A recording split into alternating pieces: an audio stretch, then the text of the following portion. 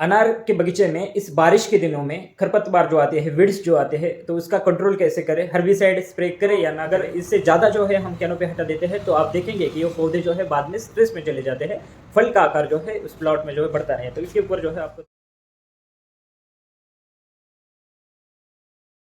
दोस्तों अभी बहुत सारे किसानों के यहाँ पे अंबिया बहार जो है किसानों ने लिया है, और इस अंबिया बहार में अभी अनार जो है वो 100 ग्राम के ऊपर है, 200 ग्राम के ऊपर है, 250 ग्राम के ऊपर है। बहुत सारे जगह पे ये कंडीशन है। तो अभी अनार मैच्योर होने में जो है वो कम से कम 1.5-2 महीना जो है बहुत सारे किसानों के यहाँ पे है। तो इसमें दो सवाल जो है वो कॉमन रहते हैं किसानों की ओर से कि अभी अनार के बगीचे में इस बारिश के दिनों में खरपतवार जो आते हैं, वीड्स जो आते हैं, तो उसका कंट्रोल कैसे करें? हर्बिसाइड स्प्रे करें या ना करें? या फिर वो उसमें कुछ कल्टीवेशन हम कर सकते हैं, रोटर वगैरह हम चला सकते हैं, ट्रैक्टर से हम निकाल सकते हैं? ये पहला सवाल रहता है। और दूसरा सवाल इसमें किसानों का रहता है कि अनार में प्रूनिंग जो है वो फ्रूट प्रूनिंग हम जिसे बोलेंगे कि अभी फल जो है हमें खुला करना है, जो कैनोपी है वो हमें हटा देनी है। तो वो फ्रूट प्रूनिंग कब करे, कितने परसेंट में वो करे, कितना कैनोपी रखना चाहिए, कितना उसमें जो है हमें कैनोपी हटा देना चाहिए? ये दो सवाल जो है वो किसानों के यहाँ पे कॉमन रहते हैं। तो इन दो सवालों के ऊपर जो है हम आज के वीडियो में डिस्कस करेंगे। तो इसमें पहला मैं बात करूँगा प्रूनिंग के ऊपर। मतलब अभी बारिश जो है जैसे चालू होती है, मतलब समर में क्या रहता है कि हम कैनोपी पौधों के ऊपर ज़्यादा से ज़्यादा रखते हैं ताकि इसमें जो सनबर्न का अटैक जो है वो हमारे फल के ऊपर कम रहे। मतलब समर के डेज में जब धूप अच्छी तरह होती है तो इसमें जितना भी आप कैनोपी पौधों के ऊपर रखिए उसमें कुछ आपको दिक्कत नहीं आती। मतलब फल के ऊपर कुछ spot, fungus spot, bacterial spot आने की कोई चांसेस जो है उस धूप के दिनों में नहीं रहती। मतलब वहाँ पे हम स्प्रे भी करते हैं तो हर 10-15 दिन में हम स्प्रे करते हैं। फल जो है, फल के ऊपर स्प्रे नहीं भी गया धूप के दिनों में तो भी कुछ उसमें इशू आता नहीं।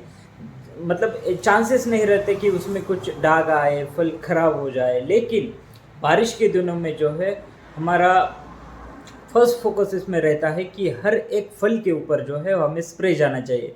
अगर वो स्प्रे नहीं गया तो उसमें जो है वो दाग आ सकता है, वो दाग जो है बाकी फलों के ऊपर भी जो है वो स्प्रे हो सकता है। तो हर एक फल के ऊपर स्प्रे जाए इसलिए जो है हम वहाँ पे प्रूनिंग लेती है। तो जिन जिन किसानों ने अभी अंबिया बहार लिया है तो उन किसानों से अभी निवेदन है कि आप अभी सनबर्निंग का तो इशू अभी ख़त्म होगा, कि इसमें अभी सनबर्निंग आने के कोई चांसेस नहीं रहेंगे। धूप जो है वो अभी कम होने लगी है, हवा जो है वो मौसम अभी चेंज होने लगा है। तो हमें क्या करना है अब? तो प्रूनिंग के ऊपर जो है ज़्यादा फोकस करना है। अभी बारिश आएगी तो हम जब स्प्रे लेंगे तो वो स्प्रे हर एक फल के ऊपर जाए, तो इसलिए हमें कुछ कैनोपी उसमें हटा देनी चाहिए। अभी पहला पॉइंट इसमें डिस्कस करेंगे कि कितना कब जो है वो हमें प्रूनिंग जो है वो करनी है। अभी देखिए बारिश जब चालू होती है तो किसान जो है इसमें थोड़ा सा अभी लेबर नहीं मिलते, कभी मिलते हैं, तो इसमें थोड़े से हमें जल्दबाजी हो जाती है कि हम प्रूनिंग जो है वो जल्दी से जल्दी लेने की कोशिश करते हैं। लेकिन प्रूनिंग का भी उसमें टाइम रहता है कि अगर आप अभी बारिश चालू है, कल भी बारिश आने वाली है, परसों भी बारिश आने वाली है, कल भी बारिश हुई थी, तो जब ऐसा सिचुएशन रहेगा तो इसमें जो है वो आप प्रूनिंग अवॉइड कीजिए। इसमें आप प्रूनिंग जो है मत लीजिए। जब आपको श्योरिटी है कि मैं प्रूनिंग करने वाला हूँ और उसके बाद 2-4 दिन मुझे मिल सकते हैं, तो इस समय पे जो है वो आप प्रूनिंग कीजिए।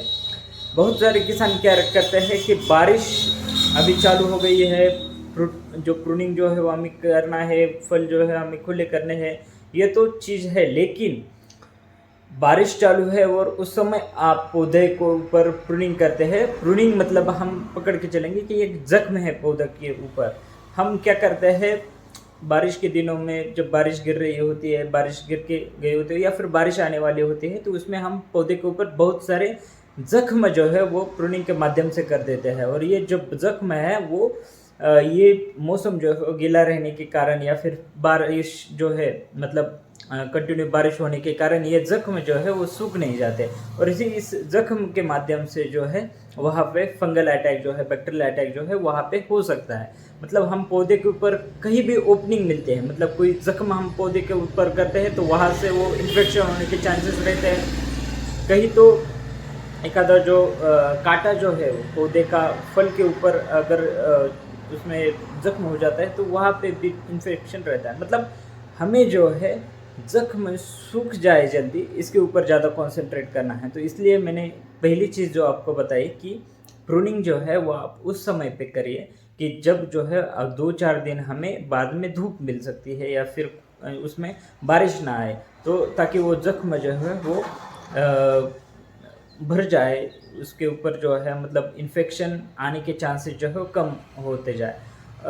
बारिश जब मतलब अभी जून में बारिश है, ऐसा आपको जो हमारा डिपार्टमेंट रहता है उसमें अगर बता दिया कि आपने जून से अच्छी तरह से बारिश चालू होने वाली है, तो उससे पहले आपको जो है वो प्रूनिंग 10-12 दिन पहले कर लेनी चाहिए। लेकिन अगर नहीं भी हुई है तो मैंने जैसे बताया कि जब आपको 2-4 दिन, कम से कम 2-4 दिन, इसके ऊपर जितने भी मिलते हैं उतने अच्छे हैं, लेकिन कम से कम 2-4 दिन आपको एनवायरनमेंट जो है वो बारिश ना हो जाए, ऐसा एनवायरनमेंट अगर रहता है तो उस टाइम पे आप जो है वो प्रूनिंग लीजिए, वो आपके लिए फ़ायदेमंद रहेगी। दूसरा, इसमें प्रूनिंग के बाद जो है जल्द से जल्द, मतलब दूसरे दिन ही या फिर उस दिन ही, अगर आप कोई फंगिसाइड का, उसमें ज़्यादा से ज़्यादा कॉपर का स्प्रे अगर आप लेते हैं तो वो अच्छा रहेगा।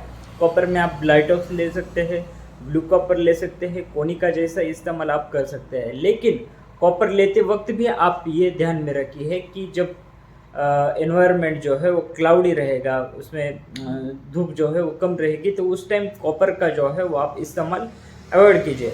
जिस टाइम खुला एनवायरनमेंट है, धूप अच्छी तरह से, उस टाइम आप कॉपर लीजिए। मतलब प्रूनिंग के बाद आपको कॉपर लेना ही है, लेकिन अगर क्लाउडी एनवायरनमेंट है तो दूसरा एक आधा फंगिसाइड आप ले सकते हैं। लेकिन अगर क्लाउडी एनवायरनमेंट नहीं है तो ज़्यादा से ज़्यादा फर्स्ट चॉइस जो है वो आपकी कॉपर के ऊपर रखे। तो पहला पॉइंट हमने डिस्कस किया कि प्रूनिंग जो है वो कब करनी है। बारिश के दिन अगर होते हैं, बारिश कल हुई थी, आज है, परसों भी होने वाली है, 2-4 दिन बारिश बताई है, तो उस टाइम पे वो आप प्रूनिंग मत लीजिए, वो जख्म जो है पौधे के ऊपर सूखेगा नहीं। दूसरा, हमने इसके ऊपर डिस्कस किया कि प्रूनिंग के बाद जो है हमें अच्छा फंगिसाइड लेना है। इसमें आप कॉपर का ले सकते हैं।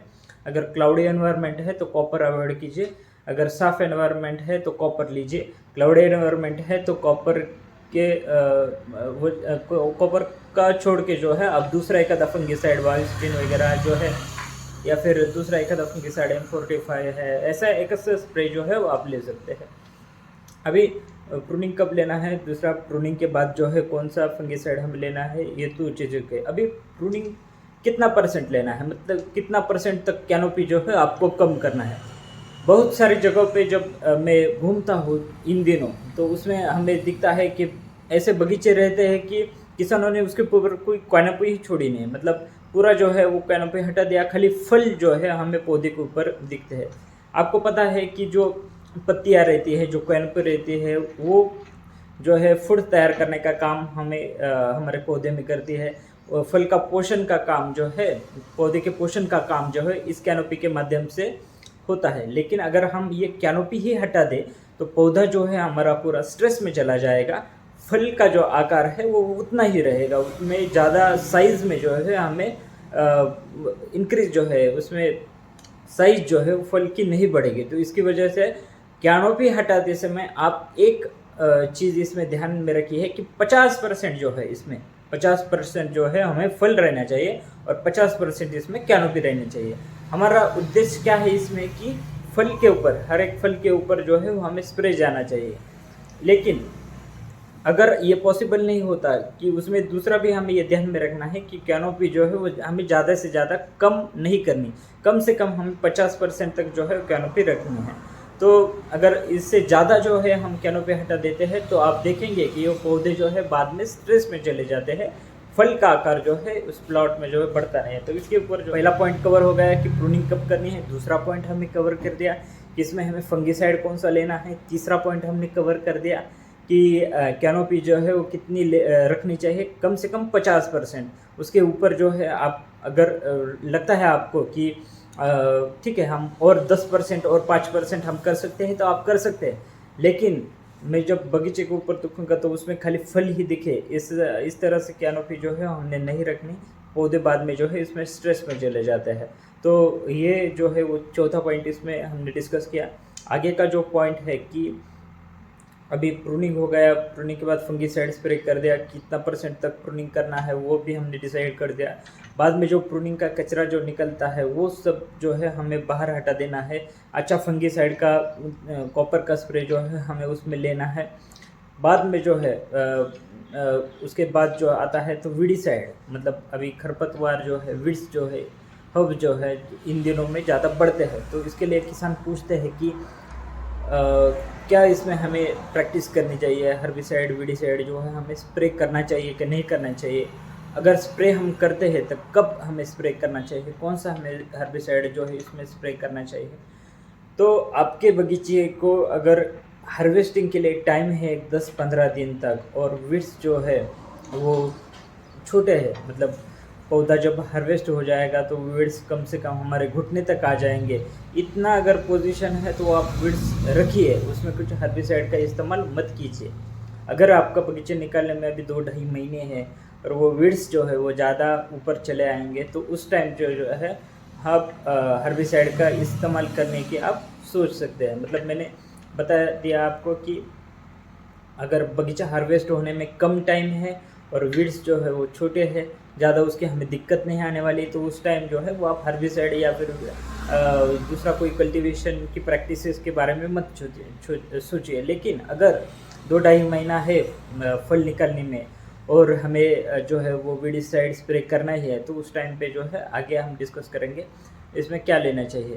कि अभी वीडीसाइड जब हम स्प्रे करते हैं तो इसके बारे में हमें जो है इसमें आप कब स्प्रे करना है, तो जैसा हमने प्रूनिंग के बारे में सोचा कि हमें धूप मिलनी चाहिए, 2-4 दिन तक जो है खुला एनवायरनमेंट उसमें रहना चाहिए, तो उस टाइम पे जो है आप वीडीसाइड का जो है इस्तेमाल बगीचे में कर सकते हैं। जिन किसानों के यहाँ पे बगीचे छोटे हैं, 1-2 एकड़ के हैं, तो वो ब्रश कटर वगैरह इस्तेमाल कर सकते हैं। और लेकिन जिन किसानों के यहाँ पे बगीचा बड़ा है, इसमें आप ब्रश कटर वगैरह इस्तेमाल नहीं कर सकते, तो उस टाइम पे जो है हम इसमें हर्बिसाइड का जो है वीडीसाइड का इस्तेमाल हम कर सकते हैं। तो जब भी आप कौन सा भी वीडीसाइड लीजिए, अनार में अभी ज़्यादातर लोग जो है स्वीप पावर वगैरह यूज़ करते हैं, राउंड अप वगैरह जो है बहुत कम किसान अभी इस्तेमाल करने लगे हैं। तो ये वीडीसाइड जो है वो आप जब स्प्रे करते हैं उस टाइम पर मैंने बताया कब स्प्रे करना है, जब हमें अच्छा एनवायरनमेंट जो है, खुली धूप है, बारिश आने की संभावना नहीं है 1-2 दिन तक, तो उस टाइम जो है वो आप स्प्रे कर सकते हैं।